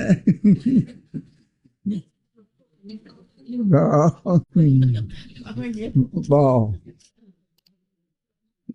នឹងចឹងអាត្មាក៏រាប់អានញោមស្មើគ្នាទាំងអស់ហើយណាអាត្មាមិនគិតថាអ្នកខេត្តណាតែគិតថាឈាមជឿរបស់អាត្មាទាំងអស់គ្នាតាំងចិត្តចឹងរួចស្រេចក៏នឹងបានអធិប្បាយសម្ដែងប្រាប់ញោមម្ដងឯងថាតើអើតមើលឃើញនឹងឈាមជឿសាច់ញាតិអញទាំងអស់នោះឯងមិនយកទៅរាប់អានឲ្យស្មើគ្នានឹងនិយាយពីជនរួមជាតិទីពីររួមសាសគឺរួមសាសនាណាយើងអរគ្នាសត្វតែជាអ្នកជ្រោកក្រមមលុបពុទ្ធសាសនាទាំងអស់ដូចគ្នាទាំងអស់ទោះបីជាមិនសូវបានចេះដឹងពាក្យទូលមានព្រានប្រដៅរបស់ព្រះសម្មាសម្ពុទ្ធសាសនាធម៌ជាផ្លូវបប្រតិបត្តិនឹងយ៉ាងណាពុទ្ធសាសនាក៏នៅតែជ្រះថ្លាដែរសម្រាប់ញោមញាតណាព្រោះឯងមិនដឹងពាក្យទូលមានព្រានប្រដៅរបស់ព្រះពុទ្ធក៏នៅតែជ្រះថ្លាក្នុងពុទ្ធសាសនាដែរមានពិធីបុណ្យរដូវកាលអីតែងតែអញ្ជើញមកវត្តថ្ងៃសែលពិធីបុណ្យភ្ជុំបិណ្ឌកាន់បិណ្ឌចូលឆ្នាំអីបើឬមានពិធីអីផ្សេងបើក្នុងពុទ្ធសាសនាគឺមកពិតមែនតែមិនយល់ដឹងថាតើពុទ្ធសាសនាព្រះពុទ្ធលោកសម្ដែងធ្វើយ៉ាងម៉េចណែនាំយើងឲ្យធ្វើយ៉ាងម៉េចក៏នៅតែជ្រះថ្លាដែរកើតក្នុងត្រកូលខាងអ្នកកាន់ពុទ្ធសាសនាហ្នឹងវត្តពុទ្ធសាសនាទាំងអស់គ្រប់វត្តពុទ្ធសាសនាទាំងអស់ វត្តធំក្តីវត្តកណ្ដាលក្តីវត្តតូចក្តីអើយតែមានវត្តហើយមានព្រះវិហារមានកត់ប្រសង់នៅមានឧបឋានសាលាធ្វើបុណ្យមានបច្ចុប្បន្នបង្គន់អីជាដើមមានកំពែងវត្តមានខ្លោងទ្វារជាដើមវត្តអារាមនឹងជាភូមិរបស់ព្រះសង្ឃនៅវិញញោមញាតនៅតាមភូមិប្រជាពលរដ្ឋហ្នឹងបើវត្តដែលជាភូមិព្រះសង្ឃនៅនឹងក៏កើតពីទឹកចិត្តជ្រះថ្លារបស់ញោមញាតពុទ្ធបរិស័ទដែរណាញោមញាតជាត្រកូលអ្នកកាន់ពុទ្ធសាសនាកសាងវត្តអារាមបរិច្ចាគធនធានរបស់ខ្លួនតិចច្រើនប្រមូលផ្ដុំនេះមកសាងជាវត្តណាឧទាហរណ៍ដូចជាវត្តបោកខ្មែរមែលប៊នហ្នឹងវត្តនឹងញោមមានវត្តផនណាមួយអ្នកណាមានសមត្ថភាពមានទ្រព្យយកមកសាងវត្តហ្នឹងអត់ទេញោមញាតពុទ្ធបរិស័ទចេញចាកពីប្រទេសមកកាន់ទីនេះមកសម្ពត់មកចង្កេះខោមកចង្កេះទេអានេះបើយើងនិយាយពោលឲ្យខ្លាចឲ្យមកវាកំសត់ណាបើដែលទឹមចូលមកនៅទឹកដីមិនដំបងសំបីតែភាសាក៏មិនចេះរបៀបរស់នៅក្នុងស្រុកទេប្រពៃណីគេក៏អត់ចេះពមមុនដំបងគឺពិបាករស់នៅជាទីបំផុតតម្រាំនឹងមកស្នាក់នៅទៅយល់ដឹងបែបបទទំនៀមទម្លាប់រៀនភាសារៀនអីធ្វើកិច្ចការលំបាកណាស់បោកាផ្លាស់ប្ដូរស្រុកទេនេះមិនមែនរឿងស្រួលទេពោលជារឿងទុក្ខវេទនាមួយសម្រាប់មនុស្សណានេះសម្រាប់អ្នកដែលមកនៅទីតាំងមុនគេហ្នឹងដល់មកនៅហើយអ្នកមុនមកនៅទីតាំងមុនទៅហើយអត្រូវការទៅធានាបងប្អូនកូនខ្លួនว่าអ្នកមកក្រោយស្រួលទេតែអ្នកមកមុននឹងយ៉ាប់មែនតើប្រហែលចិនមកពីស្រុកចិនមកនៅស្រុកខ្មែរព្រោះចិនពីស្រុកចិនមកនៅស្រុកខ្មែរខំមកចង្កេះទេណាប្រវត្តិរបស់ចិនគាត់អាចដើរចេញចូលចាកស្រុកមកនៅស្រុកខ្មែរស្រុកថៃស្រុកវៀតណាមអីគាត់មកតែខំមកចង្កេះរកតែប្រាក់ឲ្យថ្លៃក៏បាល់ទឹកគេជីមកបានបងពេលនេះវាលំបាកយ៉ាងឯសាស្រុកចិនវាចង្អៀតណាវាអត់ដីធ្វើស្រែធ្វើចង្ការរកតែបាយបរិភោគមកសុខចិត្តដាច់លះបងចិត្តដាច់ចោលពូជពងវងសាម៉ែឪអីណាមកតែមកខ្លួនមួយនឹងចិនលំបាកយ៉ាងប៉ុន្តែសម័យចិនលំបាកជាងញោមទៀតព្រោះកាលហ្នឹងគ្រឿងសម្ភារៈឧបករណ៍ប្រើប្រាស់អីវាមិនសូវសម្បូរទេបងធ្វើដំណើរពីស្រុកចិនស្រុកខ្មែរជិះកប៉ាល់ទឹកហ្នឹងកាន់អាទិត្យរមកដល់គ្មានទាំងប្រាក់ឲ្យថ្លៃកប៉ាល់គេបងទៅសុំគេលីតំណែងដាក់កប៉ាល់ឲ្យគេទៅដើម្បីសុំកប៉ាល់គេជិះមួយហ្នឹងប្រវត្តិចិនហ្នឹងដល់ជួយលីតំណែងគេដាក់កប៉ាល់ឲ្យគេឲ្យជិះមកគេឲ្យបាយមកហូបបរិភោគបើពុទ្ធដល់មកដល់ស្រុកខ្មែរយើងជួយលីតំណែងគេចេញពីកប៉ាល់មកដាក់ផែគោកណាដល់រួចឲ្យគេឲ្យថ្លៃកម្រៃបន្តិចបន្តួចនឹងមកគាត់លាគេមកដល់ចូលមករស់នៅស្រុកខ្មែរនឹងពិបាកខ្លួនគាត់មួយមកអត់មានដើមទុននៃរស់ស៊ីទៀតអត់មានដើមទុននៃរស់ស៊ីទេរៀបរាប់ពីចិនយ៉ាងទៅឲ្យញោមញាតដឹងថាញោមនៅអូស្ត្រាលីពិបាកមិនទៅធៀមចិនបានតែទួយមកដើរមកជួបនឹងចិនដែលគេនៅមុននោះក៏សាកសួរអីគេទៅប៉ុន្តែគឺมันអាចផ្ញើជីវិតគេបានដែរហ្នឹងអត់ទេទាក់តនគាត់រស់ស៊ីមិនដំបងអត់មានទុនទេគ្មានដើមគ្មានប្រាក់ឲ្យធ្វើទុនរលបដែលអត់ដើមរបរអត់ដើមមានស្អីញោមរែកដីកុកនេះណាគេវាដីថាប្រវែង10ម៉ែត្រ4ជ្រុងជ្រៅ1ម៉ែត្រទៅក្រោមតើរែកអស់មកកងថ្លៃប្រមាណអានេះរបរអត់ដើមគាត់ទៅរែកដីហ្នឹងឯងគាត់បបទៅពិសាទៅក្បែរកន្លែងរែកដីហ្នឹងមានអីមានក្តាមប្រៃពងទាប្រៃឆៃបើសៀងនេះទៅមកហូបគាត់ហ្នឹងបើពុទ្ធដល់ក៏រែកដីបាន2បេកុងក៏សំបានដើមហើយគាត់ឈប់រែកទៀតហើយនេះជាងៀនរបស់ចិនមកជាងៀនមកដល់មកវាលំបាកជីវិតមួយគ្មានបងគ្មានប្អូនត្រមងពោដូចក្របកណ្ដឹងមកគេតស៊ូរស់យ៉ាងណានេះធៀមចា បើញោមញាតមកនៅអូស្ត្រាលីនេះក៏มันលំបាកប្រហែលចិនពីចិនដើមទេចិនដើមមិនឯកោញោមញាតមកដល់ថ្មីហ្នឹងក៏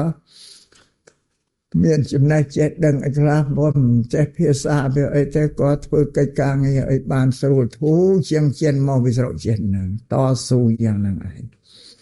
ហើយញោមញាតគិតមើលមានពុទ្ធសាសនាណាមានវត្តឯណានៅនេះអត់ទេវត្តពុទ្ធសាសនាដែលកើតមានលើទឹកដីអូស្ត្រាលីនេះកើតដោយសារពុទ្ធបរិស័ទខ្មែរទេអ្នកកាន់ពុទ្ធសាសនាខ្មែរទេគេមកកសាងវត្តសម្ពុទ្ធសាសនាសម្រាប់គេប្រពធ្វើពិធីបុណ្យធ្វើកុសលកម្មអីផ្សេងគឺមនុស្សតែគេកសាងហ្នឹងបានណាត្រង់ហ្នឹងជាការមួយដែលត្រូវដឹងគុណដល់ញោមញាតពុទ្ធបរិស័ទដែលតស៊ូមកនៅលើទឹកដីអូស្ត្រាលីនេះខ្លួនអ្នកកាន់ពុទ្ធសាសនាមកវិចខ្ចប់ពុទ្ធសាសនានឹងទូលយកមកដាក់លើនឹងផងព្រោះតែហ្នឹងសំខាន់ណាស់ទឹកដីអូស្ត្រាលីនេះគ្មានទេពុទ្ធសាសនាពុទ្ធសាសនាមកនៅលើនឹងបានឲ្យស្អាញោមញាតគ្រប់គ្នានឹងឯងដែលស្ពេដែលរែកទូលពុទ្ធសាសនាមកពង្រីកតាំងលើនេះដើម្បីឲ្យជនជាតិអូស្ត្រាលីគេស្គាល់ពុទ្ធសាសនាផងព្រោះតែនឹងជាគុណជាអំណាចរបស់ញោមញាតធំធេងណាស់ជាកេរដំណែល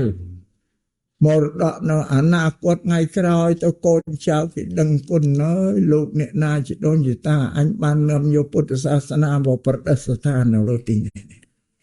ខ្ញុំគិតមើលតស៊ូតស៊ូខំទិញផ្ទះធ្វើការបានប្រាក់ទិញផ្ទះខ្លួនឯងនៅចំណាយចាយប្រាក់មកសាងវត្តទៅទៀតទិញដីទិញអីទៅនេះអស់ចេះទិញ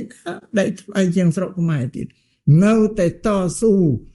រិញគៀសបកោបប្រកាសគ្នានឹងដឹងប្រហែលឆ្នាំសាងវត្តប្រហែលឆ្នាំអត់នេះមក20ឆ្នាំហើយត្រឹមបានប៉ុណ្ណេះនេះព្រោះនឹងជាការខិតខំដោយទឹកចិត្តសទ្ធាជ្រះថ្លារបស់ញោមញាតពុទ្ធបរិស័ទអស់គ្នា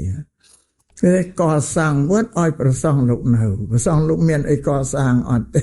វត្តនឹងជារបស់ញោមទេកសាងនេះប្រគេតដល់ប្រសង់ធ្វើវត្តធ្វើភូមិធ្វើផ្ទះឲ្យលោកនៅហើយចិញ្ចឹមលោកទៀតញោមគាត់មកចិញ្ចឹមព្រះសង្ឃនឹងទៀតព្រះសង្ឃលោកមានកិច្ចការងារអីធ្វើអត់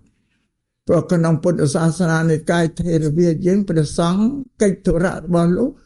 មានតែរៀនពុទ្ធសាសនាគេហៅរៀនកន្ធធុរៈរៀនទ្រឹស្ដីហើយនឹងបដិបត្តិវិបស្សនាធុរៈការអប់រំកាយវាចាចិត្តឬក៏សិក្សាព្រះបរិយត្តិធម៌និងការបដិបត្តិនៅព្រះពុទ្ធសាសនាតាមអវាទរបស់ពុទ្ធការងារលោកមានប៉ុណ្ណឹងសម្រាប់ព្រះសង្ឃណាខ្ញុំគាត់មើលមកវត្តអារាមមួយទាំងមូលញោមរែងគៀសប្រមូលគ្នាយកមកធ្វើឲ្យលោកណា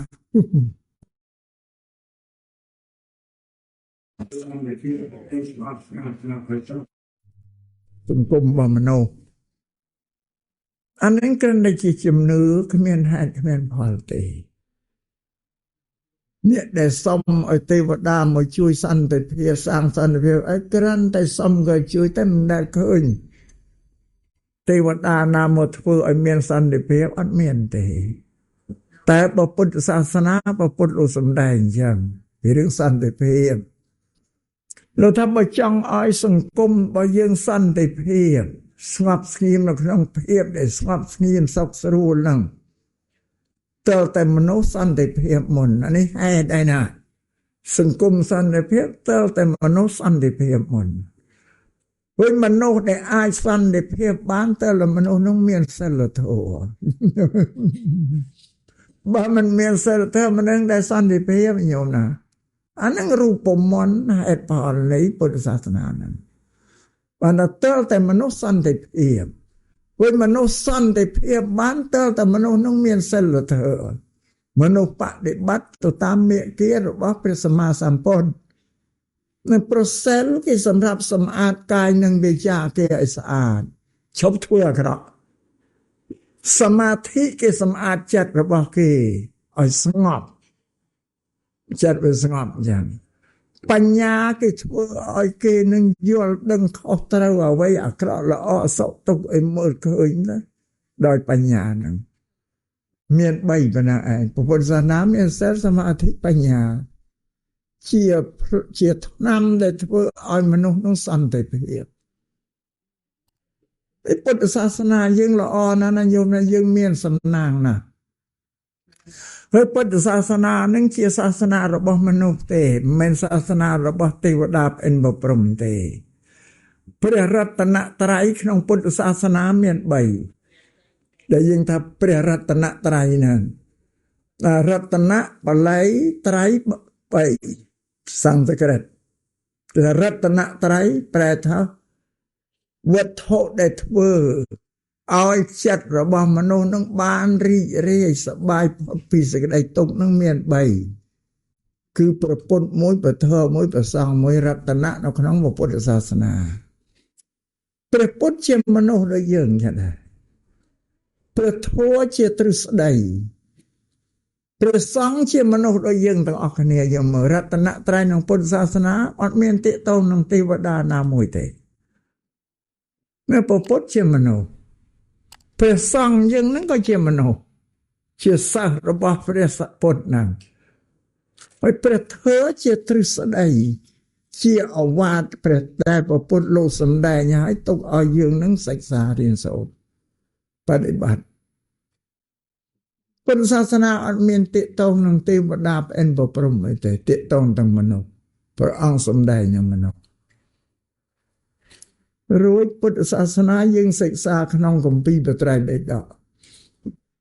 ឃើញថាព្រះពុទ្ធនឹងជាគ្រូរបស់ទេវតាផងមនុស្សផងញោមមើលព្រះពុទ្ធជាមនុស្ស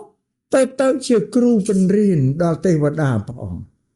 និងមនុស្សផងញោមនៅក្នុងគម្ពីរបត្រៃបិដកថាពេលពាក្យកណ្ដាលអាត្រៀននារាត្រីយប់នឹងជាកម្មវិធីដែលត្រូវព្រះពុទ្ធលោកទទួលបដិសណ្ឋារៈចំពោះទេវតាប្អិនបព្រំគ្រប់ទិសទីទាំងអស់ដែលត្រូវចូលមកកលមកសាកសួរបញ្ហាអីដែលទេវតាប្អិនបព្រំនេះឆ្ងល់ឬនៅមកស្ដាប់ធម៌របស់ព្រះពុទ្ធនេះជាពេលអញ្ចឹងពេលដតេខុសពីទេវតាមកគឺទាក់ទងនឹងមនុស្សទាំងអស់តើអាត្មាចង់បញ្ជាក់ថាព្រះពុទ្ធជាមនុស្សទេប៉ុន្តែជាគ្រូទេវតាគោរពសាសនាដតេសត្វទេវតាទេជាគ្រូរបស់មនុស្សជាអធិបតីលើជីវិតមនុស្សហ្នឹងតែពុទ្ធសាសនាចម្លែកព្រះពុទ្ធជាមនុស្សតែជាគ្រូរបស់ទេវតាគ្រូបង្រៀនប្រាប់ដល់ទេវតាទៀតអស្ចារ្យជាសាសនារបស់មនុស្សប្រកាសសាសនាហើយពុទ្ធសាសនាយើងសប្តាហ៍ថ្ងៃនេះបានសាយភាយក្របទៅលើពិភពលោកទាំងអស់ហើយពីមុននៅប្រទេសអូស្ត្រាលីមានទេពុទ្ធសាសនាហ្នឹងនៅទ្វីបអឺរ៉ុបស្រុកបារាំងក៏មាននៅអាមេរិកក៏អត់មានទេពុទ្ធសាសនាតែឡើយនេះពុទ្ធសាសនានឹងបានហូរចូលមកលើទឹកដីអូស្ត្រាលីទឹកដីអឺរ៉ុបស្រុកបារាំងទៅទ្វីបអាមេរិកទាំងអស់ពុទ្ធសាសនាហូរចូលមកលើទឹកដីអូស្ត្រាលីនៅអឺរ៉ុបបារាំងអាមេរិកទៅតាមអ្នកណាតែទៅតាមពុទ្ធបរិស័ទហ្នឹងឯងមានខ្មែរមានថៃមានអីនេះដែលកាន់ពុទ្ធបរិស័ទឲ្យតែអ្នកកាន់សាសនាណាតែទៅនៅកន្លែងណាគឺស្ពាយយកសាសនាជាប់ក្នុងខ្លួនទៅផងឲ្យអត់ទៅវេចចោលទេហើយញោមញាតតែងសូត្រឲ្យតែសូមឲ្យពុទ្ធសាសនាសាយទូទៅពេញសកលលោកសូមឲ្យលោកទាំងមូលបានសន្តិភាពព្រះសក្យមុនីទ្រង់ត្រាស់ថាណដ្ឋិសន្តិបរង្គសុខੰសេចក្តីសុខដទៃក្រៅពីសេចក្តីស្ងប់មិនមានទេស្ងប់ហ្នឹងគឺសន្តិភាពឯស្ងប់ជើងគ្មានធ្វើអ្វីឲ្យមនុស្សក្នុងសង្គមនឹងកើតសេចក្តីភ័យផ្អើលភ្ញាក់ខ្លាចក្រែងរឯងឯនៅមិនស្ងៀមចិត្តនឹងវាប្រកបដោយសេចក្តី អាប់អូក្នុងចិត្តហៅទុកនឹងមកពីមនុស្សនឹងខ្លាចមនុស្សអាក្រក់មកបៀតបៀនកាលណាមនុស្សស្ងប់ហើយវាអត់មានទេស្ងប់សន្តិភាពសង្គមស្ងប់បានពុទ្ធសាសនាជាសាសនាដែលសាងសន្តិភាពឲ្យដល់ពិភពលោកពុទ្ធសាសនានឹងមិនជាសាសនាសម្រាប់អ្នកណាមួយទេណាញោមណាសម្រាប់មនុស្សទេវតាទាំងអស់ដែលត្រូវការគោរពហ្នឹងពុទ្ធរបស់ព្រះសម្មាសម្ពុទ្ធតេតងទៅនឹងមនុស្សទេតេតងទៅនឹងជីវិតរបស់មនុស្សទេអត់មានតេតងអីខុសពីមនុស្សទេព្រះអង្គទ្រង់ជ្រាបថាជីវិតមនុស្សដែលនៅលើផែនដីក្រោមមេឃនេះសត្វដែលនៅរស់នៅលើដីក្រោមគ្មានអ្នកណាប្រកែកជាងមនុស្សទេគ្មានណាមានបញ្ញាមានឥទ្ធិពលមានដេចជាឲ្យជាងមនុស្សមិនមានទេហើយបើនិយាយពីកាយវិញក៏គ្មានណាកាយជាងមនុស្សដែរញោមគេតែតម្រៃបណ្ណានៅពេលទៅចាប់គ្នាយកមកបង្ហាត់គ្នាជីប្រើប្រាស់បានជាងស្អីទៅទីញោមមកសន្តិមនុស្សមកប្រកែណាធ្វើអីក៏បានពុទ្ធអត់ស្ដែងចឹងមានណាប្រកែជាងមនុស្សទេបើកណ្ដាមនុស្សដល់លោកកាយសាហាវក៏គ្មានណាសាហាវជាងមនុស្សដែរអញ្ចឹងបានពុទ្ធលោកត្រាស់ដឹងឧសម្ដែងធ្វើដើម្បីឲ្យធ្វើដែលព្រះអង្គសម្ដែងឲ្យមនុស្សយកមកអប់រំដូចជាឆ្នាំបន្សាបអាកាយវាចាចិត្តឲ្យវាឈប់កាយទៅឲ្យស្លូតទៅត្រូវស្លូតសន្តិភាពខ្ញុំគិតមក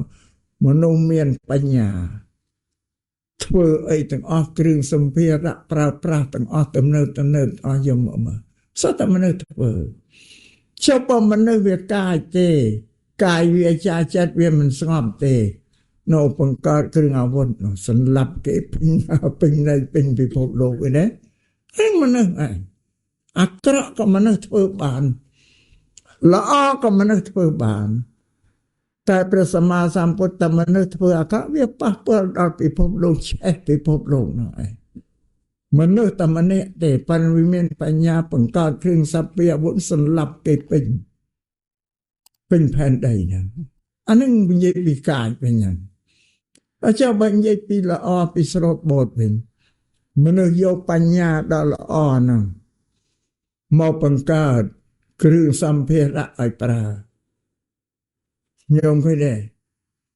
យន្តហោះលើមេឃអាត្មាមកពីកម្ពុជាមានដើរឯណាមកដើរលើអាកាសហ្នឹងអាយន្តហោះគេធ្វើពីដែកទៅងន់នឹងប្រមាណ100តោនទេម្ចាស់ថ្លៃហើយមិនក្តាស់ដូចខ្លែងប្រកបមិនផងលេងកែក្តាស់មិនកសេបោះទេណាបងអាខ្លួនយន្តហោះទៅងន់នឹងប្រមាណ100តោនទៅមនុស្សជីរាប់រយទីលើនោះអាត្មាមកជីតែនឹកឃើញអាយន្តហោះនេះធ្ងន់ខ្លួនឯងនឹងប្រមាណ100តោនមនុស្សមកជីនឹងប្រមាណ100តោនតែងន់នេះមនុស្សម្នាក់មានអុយវ៉ាន់នឹងមកហេបពីហេបម្នាក់ដាក់ទីសត្វតណ្ដែតលើអាកាសជាងបានតាមខ្យល់ខ្ញុំគេមកអានឹងមួយហើយកប៉ាល់ទឹកសមុទ្រសត្វដែកខ្លួនវាទាំងងន់នឹងប្រមាណតោននោះវាដែកទឹកបានណាដែកទឹកយើងធ្លាប់ឃើញគេទូកគេធ្វើពីឈើវាដែកទឹកដល់ដែកទឹកយើងឃើញក៏មិនបានកើតមិនស្រាលទេក៏បានទឹកដាក់តំណែងរាប់ពាន់តោនទីឆ្លងកាត់ទ្វីបពីអាស៊ីទៅអឺរ៉ុបពីអាមេរិកអាមេរិកឆ្លងចុះឆ្លងឡើងយើងគិតមើលមកសត្វដែកធ្ងន់ណានិយាយរឿងវិជ្ជមានអត់ពីមនុស្សនោះឲ្យញោមគិតពិចារណាពីមុនឃើញហើយតែវាមិនបានគិតថាមនុស្សប្រកែឬមិនប្រកែណាក៏ដល់អាមេរិកគេបង្កើតយានអវកាសអាប៉ូឡូគេឆ្លង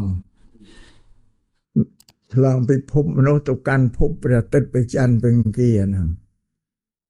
គេទៅស្វែងរកទៅភពណាដែលអាចមានជីវិតរស់នៅបានព្រោះគេយល់ថាពិភពលោកបន្តិចទៅមនុស្សវាចេះតែកើតច្រើនឡើងវាជាងអៀនវាពិបាកការរស់នៅមកគេទៅរកភពណា ដែលមានអាចជីវិតរស់នៅថ្ងៃក្រោយគេដឹកមនុស្សទៅឲ្យរស់ក្នុងពិភពបំណងអ្នកវិទ្យាសាស្ត្រដែលគេឃើញសេចក្តីទុក្ខអនាគតទៅមុខដែលមនុស្សវាចេះតែកើតច្រើនឡើងជាងអៀតផែនដីគេរកកន្លែងឲ្យត្រៀមឲ្យហើយចឹងដល់គេទៅរមតែឃើញមានភពណានៅមានជីវិតនៅបានទេដោយសារភពដតីដែលគេទៅដល់ហើយវាខ្វះធាតុវាមានធាតុដីភ្លើងខ្យល់វាអត់ធាតុទឹករីឯពិភពមនុស្សយើងនេះមានធាតុគ្រប់ដីទឹកភ្លើងខ្យល់បានមានជីវិតរស់នៅបានតែអាត្មាសំដែងពីនេះក៏នឹងបញ្ជាក់ថាណាយានអវកាសគេធ្វើឆ្លងភពពីមនុស្សទៅភពមួយទៀតបានផ្កាយហ្នឹងហ្នឹងមួយយ៉ាងឬទីបន្តទៅទៀតញោមកើតជំងឺរោគីអីតែងទៅឲ្យពេទ្យជាបាលទៅដល់ពេទ្យគេមិនដែលដាក់ថ្នាំតែគេរោគទាំងកើតរោគអីតែឃើញប្រភេទរោគបានគេឲ្យថ្នាំយកមកអ្នករោគគេតែងទៅដល់ពេទ្យគេបូមយកឈាមយកទឹកម៉ូតយកលមាក់យកកំហាស្រែយើងទៅមើលវាទៅមើលហើយមើលភ្នែកទៅទីអត់ឃើញទៀតតែលមានគ្រឿងគេទៅឆ្លុះបញ្ចាំងបញ្រីទីបានមើលឃើញមេរោគដែលនៅជាមួយនឹងឈាមហ្នឹងណាគ្រឿងឆ្លុះបញ្ចាំងមើលអាមេរោគដល់សុខុមល្អិតតូចអញ្ចឹងមើលអស់ចាណាគេបញ្រីឲ្យមើលភ្នែកធម្មតាអត់ឃើញទេហ្នឹងមួយហើយសរីរៈរាងកាយរបស់យើងមើលអត់ឃើញវាពេះបិទបាំងដោយស្បែកទៅគេមានគ្រឿងគេបញ្ចុះដាក់ទៅឃើញពោះវិញថ្លើមប្រមាត់បេះដូងទាំងអស់ឃើញនៅកណ្ដាលវាលទាំងអស់ហ្នឹងអស្ចារ្យនេះចង់បញ្ចប់នេះអាទូរស័ព្ទប្រព័ន្ធបាតដៃនេះស្ដើងចំជាងបាតដៃទៀតឲ្យតែមនុស្សនៅលើផែនដីនេះទាក់ទងអ្នកបានទាំងអស់ញោមនៅប្រទេសអូស្ត្រាលីនោះមានកូនចៅស្រុកខ្មែរហៅទៅឆ្លើយគ្នាព្រាមមើលឃើញរូបហើយឮសំឡេងនិយាយតែបានទៀតដែលអាត្មាលើកម្នេះថាណែគ្រឿងឧបករណ៍ទាំងឡាយទាំងពួងនេះគ្មានអ្នកណាដទៃខុសពីមនុស្សធ្វើទេអត់មានទេបានពុទ្ធតែគ្មានអ្នកណាប្រកែកជាងមនុស្សទេនៅលើផែនដីតែបវកាចក៏គ្មានអនាកាចលើជាងមនុស្សដែរអត់មានទេញោមគេតែមនុស្សគឺវាមានដៃជាមានអំណាចមានឥទ្ធិពលជាងបានពុទ្ធលោកត្រាស់ដឹងលោកសំដែងធ្វើឲ្យមនុស្សនឹងធ្វើម៉េចឲ្យខ្លួនឯងស្អាតដោយកាយដោយវាចាចិត្ត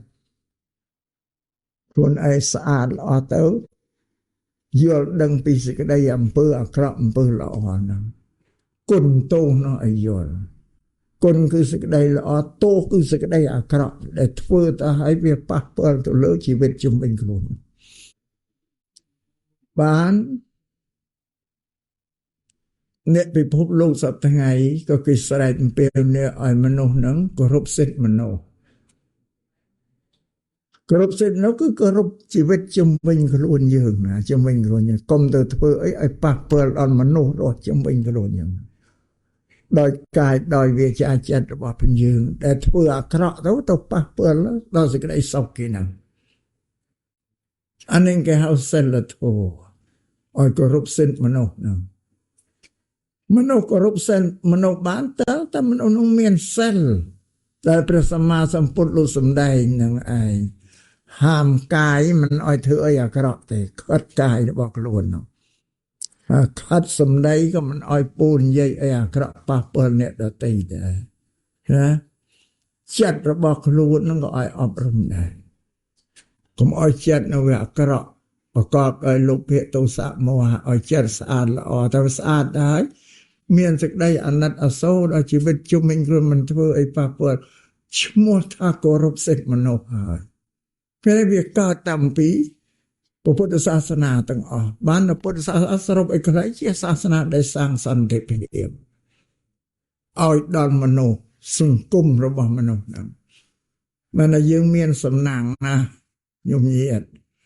ឥឡូវញោមនឹងមានគុណមួយដ៏ប្រសើរទៀតទៅលើពុទ្ធសាសនាគុណធំហ្នឹង បានបិទខ្ចប់ទូលពុទ្ធសាសនាមកបណ្ដោះពូជនេះអត់ទៅណាទេប៉ុណ្ណឹងចេះតែរីកទៅហើយពុទ្ធសាសនានៅលើទឹកដីអូស្ត្រាលីនេះ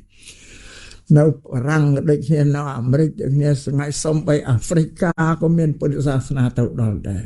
គេបួសអីគេរៀនសូត្រខ្ញុំតែចង់ឲ្យពុទ្ធសាសនាទៅលើសកលលោកแล้วបានដោយបំណងរបស់ផងយើងហើយជាពិសេសញោមឲ្យអ្នកនាំយកមកឆ្លងសមុទ្រមកញោមឲ្យអ្នកនាំពុទ្ធសាសនាមកអរគុណខ្លួនឯងផងស្មានទេញោមណាអាត្មាអរគុណនឹងញោមរួចតែថាញោមមកនេះរែកពុនលីទូលពុទ្ធសាសនាមកលើទឹកដីនេះបើញោមញាតមិនបានដឹងទេបានសូមឲ្យអរគុណខ្លួនឯងផងបានយកពុទ្ធសាសនាមកបណ្ដោះពូជនៅលើនេះនោះបើមានអ្នកកាន់ពុទ្ធសាសនាមកទេពុទ្ធសាសនាក៏មិនមានដែរនៅលើទឹកដីនេះ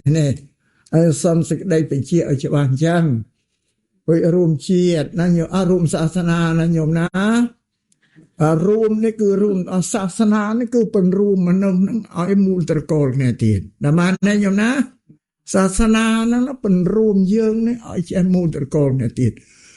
មិនឲ្យយើងមូលត្រកូលរវាងតែខ្មែរនិងខ្មែរទេមូលត្រកូលរវាងមនុស្សជាតិដែលលើទឹកដីអូស្ត្រាលីនេះឯងតែបានទេញោមណាអូស្ត្រាលីបើគិតទៅគេចាត់ល្អណាស់ណាគេឲ្យយើងខ្មែរមកនៅនេះអរគុណគេតាអាត្មាអរគុណគេរួចហើយណាអាត្មាអត់បានមកនៅទេប៉ុន្តែអាត្មាអរគុណនឹងអូស្ត្រាលីគេចាត់ប្រកបដោយមេត្តាករុណាតែគេឲ្យពូជពងអាត្មាមកនៅលើនឹងបានអរគុណគេអាត្មាអរគុណមុនសូមអរគុណអូស្ត្រាលីគេចាត់ល្អឃើញណាគេអត់រើសអើងពុយសាសទេបើចឹងនេះកត្តាសំខាន់នៃពុទ្ធសាសនានឹងយករួមជាតិញោមមកនៅនេះគឺរួមសេចក្តីសោកទុក្ខរវាងខ្មែរហើយនឹងគ្រប់ជាតិទាំងអស់នៅលើអូស្ត្រាលីនេះអាម៉ានទេកុំរើសអើងប្រកាន់ឲ្យគេរឿងសាសនាវាជាសាសនាគេកាន់សាសនាអីកាន់ទៅយើងកាន់សាសនាអីកាន់ទៅអត់ប្រកាន់និយាយពីរឿងសាសនាតែយើងនិយាយរឿងពីមនុស្សស្រឡាញ់គ្នាជួយគ្នាញោមមិនសុទ្ធតែមានគេបង្កើតអង្គការកាកបាទក៏ហមនៅលើពិភពលោកអានោះអង្គការសង្គ្រោះហើយគេជួយគ្នាហើយតាមបែបពុទ្ធសាសនាហ្នឹងហើយយល់ទេញោមណានឹងបានដល់ល្អណាស់សម្រាប់ធ្វើឲ្យទន្ទុបរមមនុស្សជាតិនេះឲ្យស្រឡាញ់រាប់អានគ្នាអាត្មាផ្សំបញ្ជាចេះកែថាទេឲ្យស្រឡាញ់តែខ្មែរគ្នាឯនៅអូស្ត្រាលីអត់ទេឲ្យតែមនុស្សគឺថារួមជាតិមួយយ៉ាងគេអត់សំដៅទៅលើជាតិនេះជាងគេសំដៅឲ្យតែមនុស្សដូចគ្នារួមជាតិគឺមនុស្សដូចគ្នាញោមណានឹងជារួមសាសនាទី2ទី3រួមទៅយើងទាំងអស់គ្នានេះកើតចាស់ឈឺស្លាប់ដូចគ្នានេះទុកធំសម្រាប់ជីវិតរបស់មនុស្សនេះអ្នកណាក៏កើតអ្នកណាក៏ចាស់អ្នកណាក៏ឈឺក៏ស្លាប់ដូនតាម៉ែឪយើងគាត់កើតចាស់ឈឺស្លាប់អស់ហើយតែខ្លួនយើងកំពុងធ្វើដំណើរបណ្ដោយទៅគាត់កើតក៏កើតរួចហើយចាស់កំពុងតែចាស់ឈឺកំពុងតែឈឺនៅតែមួយទៀតទេនេះនៅតែមួយទេកុំភ្លេចខ្លួនកុំថាងាប់តែយាយអញតាអញងាប់តែម៉ែអញឪអញតែងាប់ដែរតែបានទេញោមណានេះក៏រួមទៅព្រះពុទ្ធសាសនាជាសាសនារំដោះទុក្ខដ៏ខ្ពស់ធំធេងបំផុតគឺរំដោះការកើតចាស់ឈឺស្លាប់នឹងឯងធ្វើដែលព្រះអង្គសម្ដែងហើយជាមេគាជាផ្លូវសម្រាប់ឲ្យយើងបដិបត្តិដើម្បីរំដោះខ្លួនចេញពីការកើតចាស់ឈឺស្លាប់នោះយ៉ាងឲ្យរំដោះខ្លួនចេញពីព្រោះបើសិនណាជាយើងទាំងអស់គ្នានេះមិនបដិបត្តិតាមធម៌របស់ព្រះពុទ្ធទេយើងនៅតែកើតចាស់ឈឺស្លាប់តែក្នុងនេះឯងអត់ទៅណារួចទេស្លាប់ពី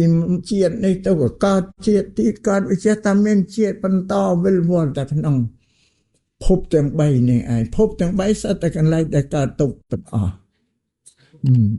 នេះសូមឲ្យយមញាតិជ្រាបទៅចេញផុតពីទុកទាំង3ហ្នឹងបានរួចផុតចាកទុកនឹងពពុទ្ធលោកសម្ដែងធ្វើទុកឲ្យយើងនឹងរំដោះខ្លួនចេញពីទុក បានន័យថាយើងរំដោះខ្លួនយើងកុំឲ្យនៅក្រោមឥទ្ធិពលរបស់ដីទឹកភ្លើងខ្យល់នេះកាយរបស់យើងនេះប្រជុំដីទឹកភ្លើងខ្យល់ការដែលយើងមើលទាំងមូលអត់ដឹងថាមានអីតែខ្លួនយើងហ្នឹងអានេះទឹកដីភ្លើងខ្យល់មកប្រជុំគ្នាធាតុ4ពពុទ្ធលោកវិភាគលោកបំបែកឲ្យយើងមើលក្នុងកាយរបស់ផងយើងហ្នឹងដីទឹកអសក់រោមកញ្ចក់ធ្មេញស្បែកឆ្អឹងសាច់សរសៃអីទាំងអស់នេះធាតុដីវារឹងលោកបំបែកចេញមកក្រុមមកអាធាតុណាដែលវាសើមវារាវវាជ្រាបទៅមានញើសមានទឹកភ្នែកទឹកសម្បល់មានខ្លាញ់ខាប់ខ្លាញ់រាវមានឈាមមានទឹកម៉ូតអីទាំងអស់នេះធាតុទឹកឲ្យលោកបំបែកចេញមកក្រុមទី2បំបែកក្នុងកាយហ្នឹងទី3អ្វីធ្វើខ្លួនយើងឲ្យក្តៅគឺធាតុភ្លើងអ្វីដែលធ្វើកាយយើងឲ្យកម្រើកយើងដើរបានយើងក្រោកយើងអង្គុយយើងរត់អីបាននេះ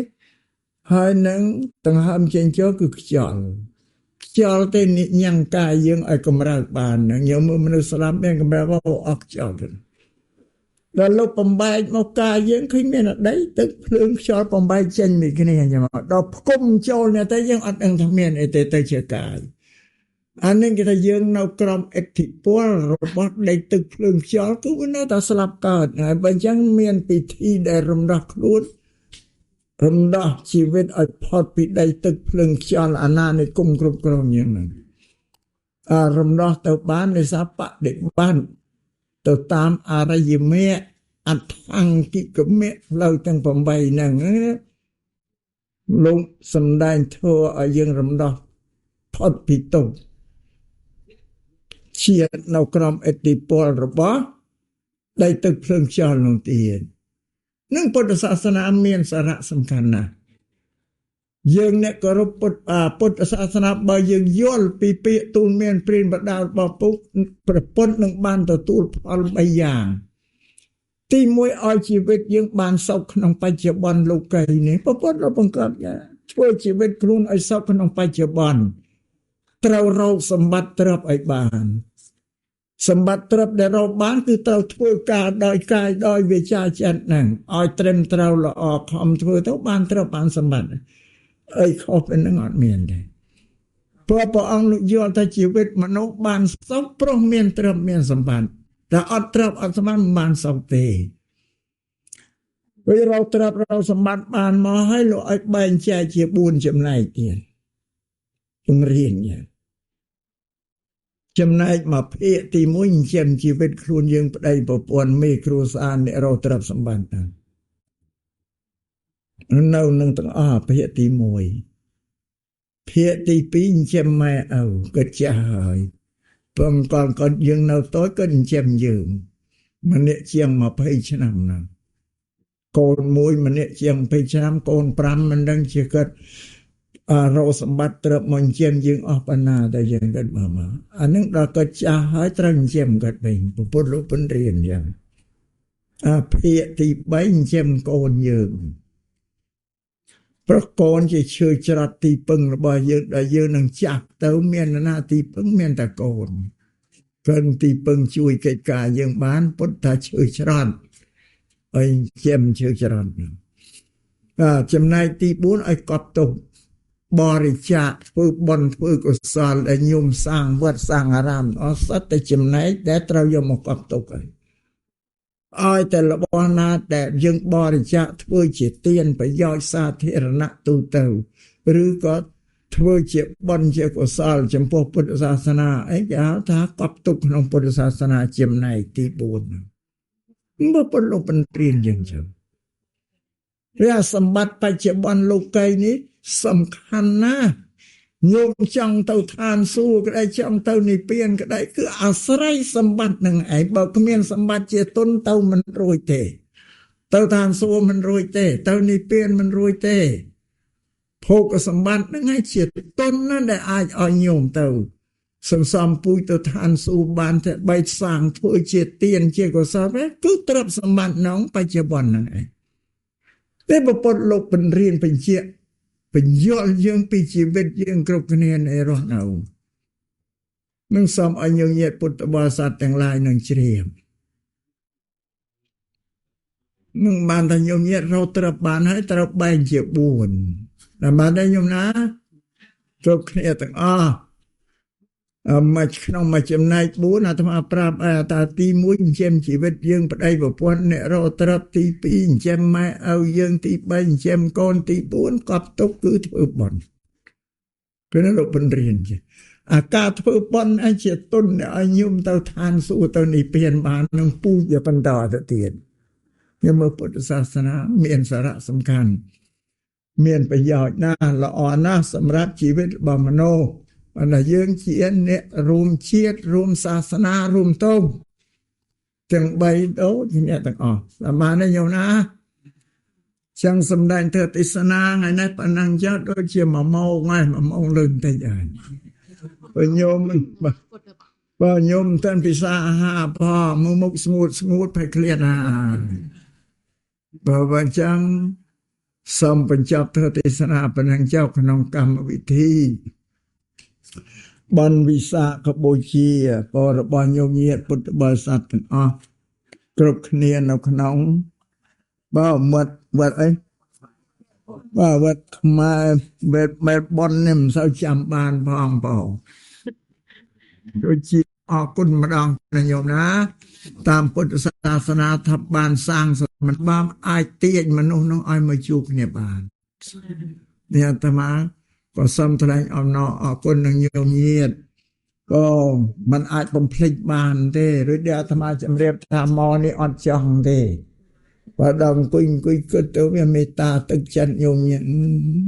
ញាតិចាំបានជួបញ៉ាំផងតស៊ូតស៊ូបដូរឲ្យបានមកជួបគ្នាមកស្មានតែញោមញាតិណា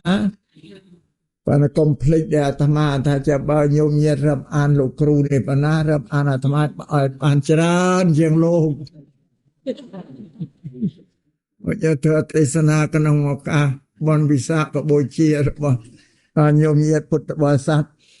គ្រប់គ្នានៅវត្តខ្មែរបែលបូនរដ្ឋវីកតូរីយ៉ាសាជីវកម្មក្នុងឱកាសនេះក៏សន្មតចប់តែប៉ុណ្ណេះឯងអេវ៉ាំង